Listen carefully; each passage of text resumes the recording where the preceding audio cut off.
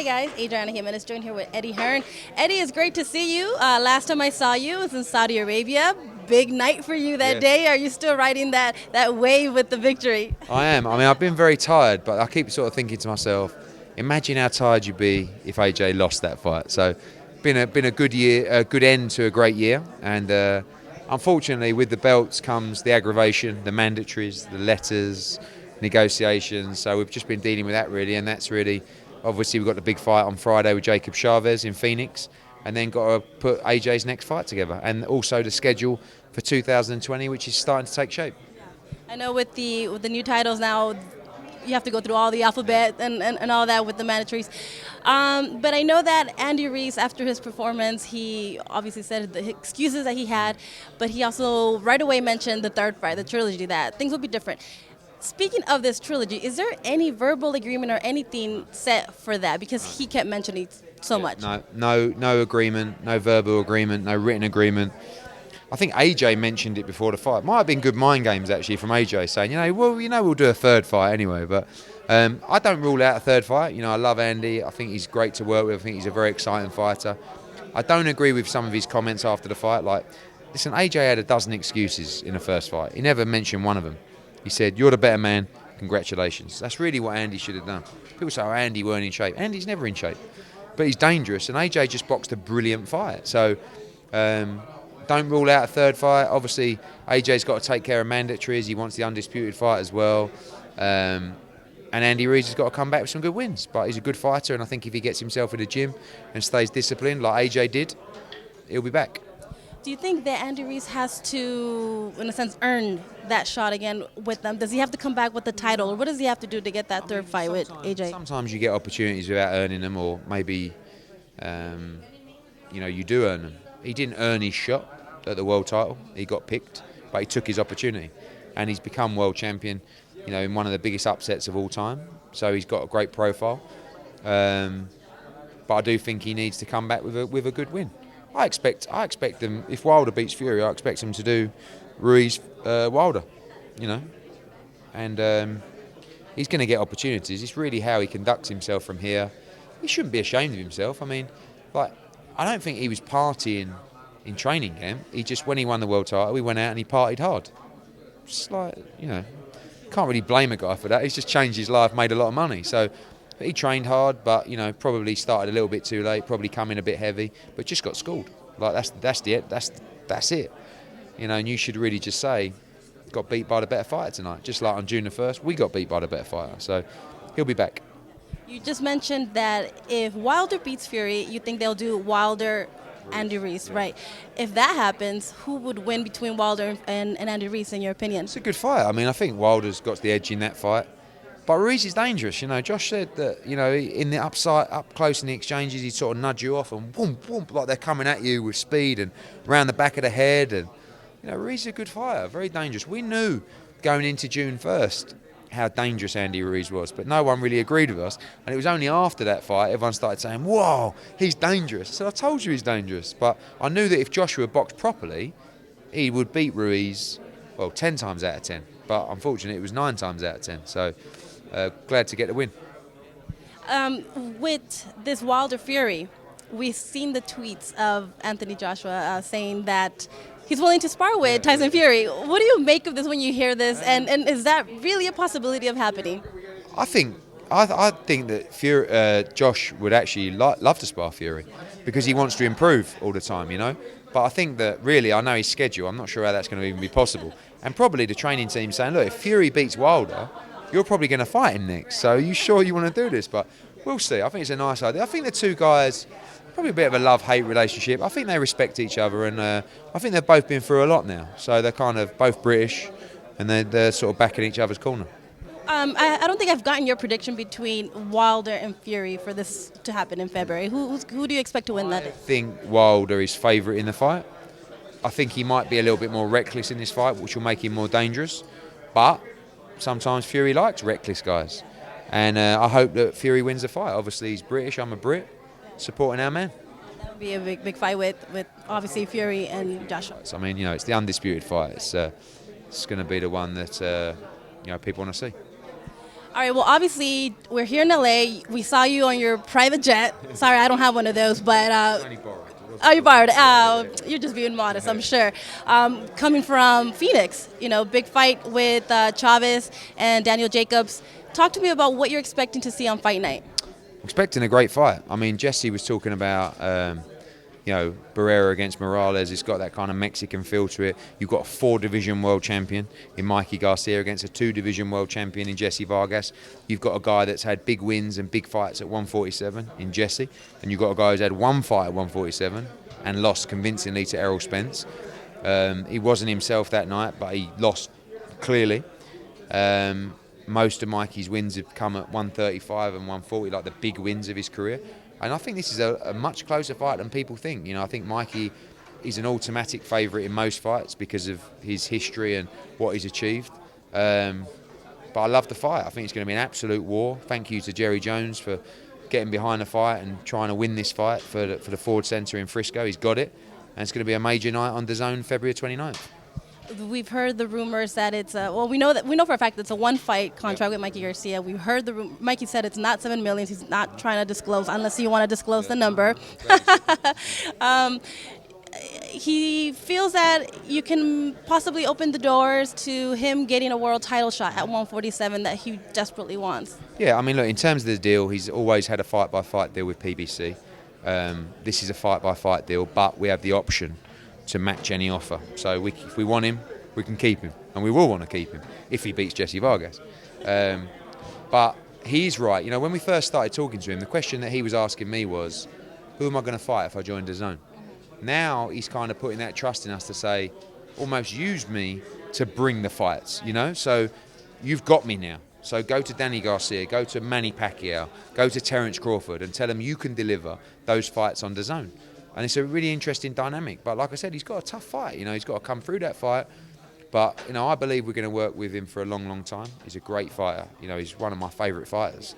And, I think that it's going to be very interesting because it gives us the ability to go to the division and make big fights on DAZN in the 147-pound division. I think you're changing up the game because we're usually used to seeing the fighters stay within their networks and their promoters. You have to do that. I mean, we saw it with Jose Ramirez, right? So he made God knows how many times his biggest purse. He took a unification fight with Maurice Hooker on DAZN, won, goes back to ESPN, right? No problem.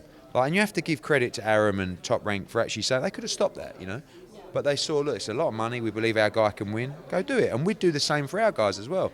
But if people are being told they shouldn't, they shouldn't jump ship to DAZN and Eddie's Dr. Evil and stuff like that, and you don't want to commit, no problem. Do the fight. I promise you'll want to stay. Do you know what I mean? Because the money's great and we're good at what we do. But, ultimately, our job is, of course, to create a great roster of fighters, but it's also to create a great schedule for DAZN and subscribers. And if that means one fight with Charlo against Andrade or one fight with Mikey Garcia against Jesse Vargas, no problem. But we have the resources and the ability to keep these guys. But if we can get them on, deliver for our subscribers, that's number one priority. The resources and the abilities to possibly bring over Wilder for one fight. I mean, look, to be fair, DAZN made Wilder an offer that was just out of this world. And in the end, PBC had to step up and either match it or get close, which has crucified their business because they don't have the funds to do it. But isn't it great for the fighters? I mean, look at the leverage. Mikey's a great businessman. He knows what he's doing. He's used his leverage. He knows we want him. He knows DAZN want him. So he played the game and he got paid. Congratulations. Well, this fight is going to be on February 29th in Texas. Yep. From the last time I heard you in Chicago, we were thinking, you mentioned of going back to possibly Chicago for Triple G. Yes. So that's not going to happen that day. March. Yeah, there's a possibility of him fighting at the end of March. Obviously, a lot of it is about who Canelo fights, and you kind of have to wait for that because he's going to do what he's going to do. Obviously, we've got Golovkin, we've got Demetrius, we've got Billy Joe, we've got Callum Smith. They're all queuing up for that fight, so we'll see what happens. But the key for us is really delivering for DAZN subscribers to say, okay, January, it's Demetrius Andrade, it's Farmer Diaz, it's Danny Romanak Madliev, it's probably Jake Paul on that card. February on 29th, it's Garcia against Vargas. March the 28th could be Golovkin. April, Joshua. May, Canelo. And then you can actually show subscribers that rather than paying $80 for one night, pay $99 a year to get all the top talent. Like the value is incredible. I heard a YouTuber name in there, and please do another YouTube I know, but how fight. did you That notice was my numbers were amazing. I know some boxing fans are not with it, but I enjoyed it. So are we gonna have that soon? Yeah, we're working on that for January the 30th in Miami. It's like I feel like we mustn't just go and do loads of YouTube headline acts, but I don't see an issue with throwing one in. You've got to know at the moment that fight did several 100,000 subscribers for DAZN, right? And now a lot of those subscribers on DAZN are following boxing, but they would love to see a YouTube event. And your job is to cater for your audience. So right now, DAZN are looking at it going, well, we've got these guys, and how many more can we bring with another one? It's just that I don't think we should just do loads of headline YouTube events. But, and by the way, what we did with KSI Logan Paul was the biggest that you could do. They were the two biggest in their field. So anything we do now is not going to be as big unless it's one of those guys again fighting someone else, or Jake Paul against KSI or whatever. So just smart moves now, rather than just, we disrupted the market there, and it was a fascinating experiment. I mean, we got our YouTube channel. We were doing million view videos. Like, we don't do 100,000 normally. Do you know what I mean? And I'm watching it going, that can't be right. And all it was just an interview with a guy I've never even heard of. Sure, you saw it as well. Bazinga and all these guys. Yeah.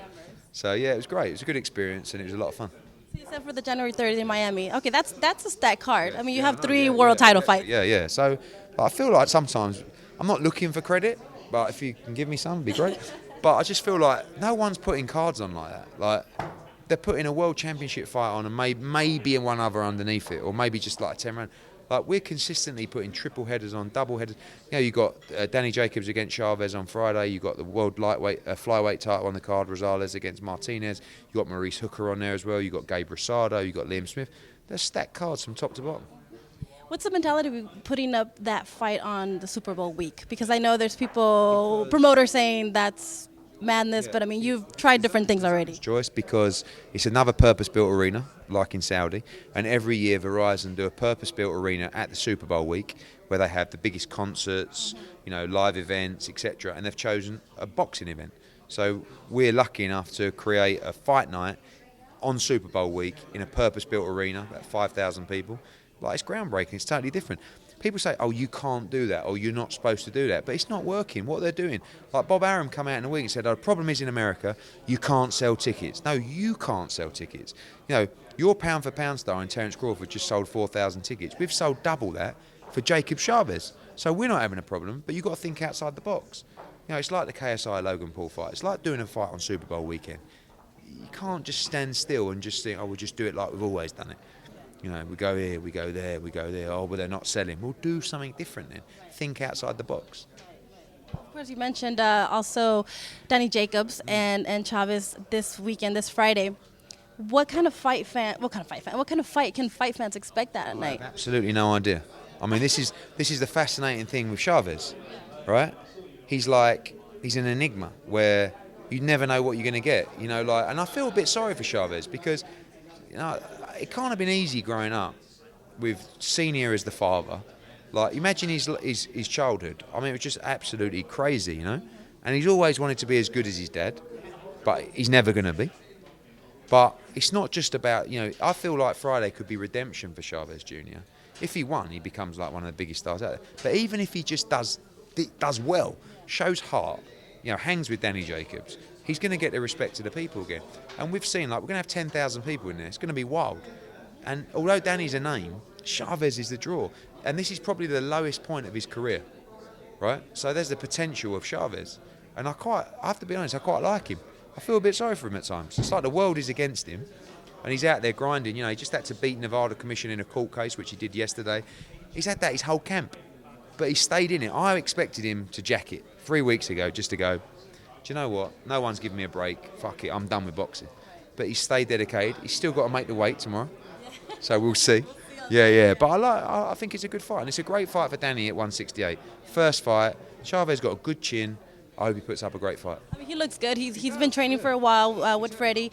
How relieved were you when that whole mess with the testing? We were solid from the start, and it was always going to happen, the fight. But yesterday's court ruling was basically he's no longer suspended. So we can't get any criticism for putting on a fighter that was suspended in another state, etc. So it was just nice for everyone to say, it's over with, let's get on with the fight. And this is how it should have been.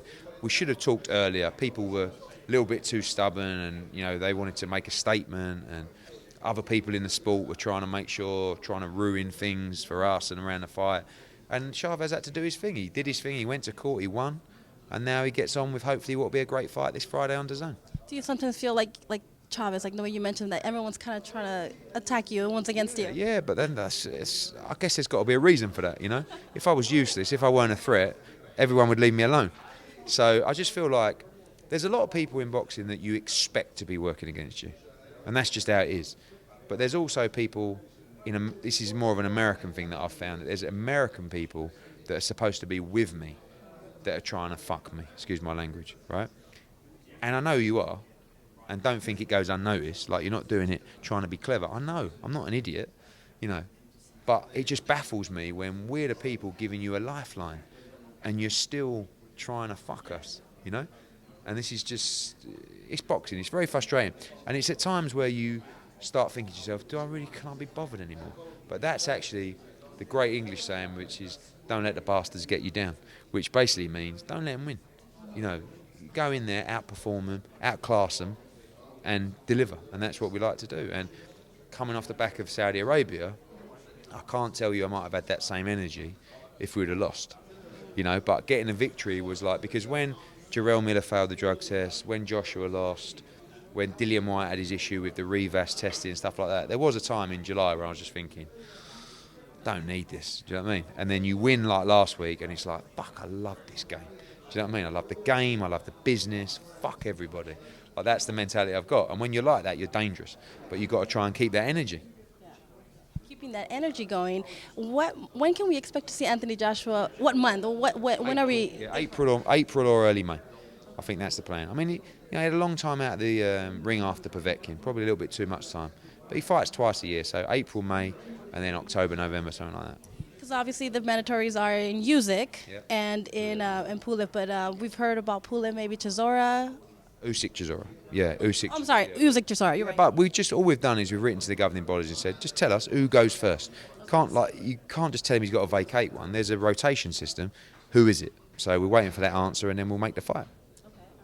Just to wrap things up, for this fight coming up on Friday, 168, there's a lot of talent in there. What does a victory do for either Danny Jacobs or Chavez Jr.? We got two guys there, world champions in Callum Swift and Billy Joe Saunders. I think one of those will get the Canelo fight, and I think the other one can fight the winner of Friday. I think Danny Jacobs, I think he's going to feel good at 168, and he has to beat Chavez first. Like, if Chavez could cause the upset, my God, he becomes a superstar. So it'd be interesting. We'll definitely see what's going on with that. We look forward to this fight in Texas as well. There are too many fights, honestly. Miami, Texas, you're everywhere. You were just in Spain, everywhere. Do you even sleep? No, not really. Christmas is coming, don't worry. Do you get that week off at least? Yeah, I'm going to go away actually in early Jan, so I'm going to get a bit of sun. So enjoy that holiday. Thank you, Eddie, for always taking the time to talk to us. Appreciate it.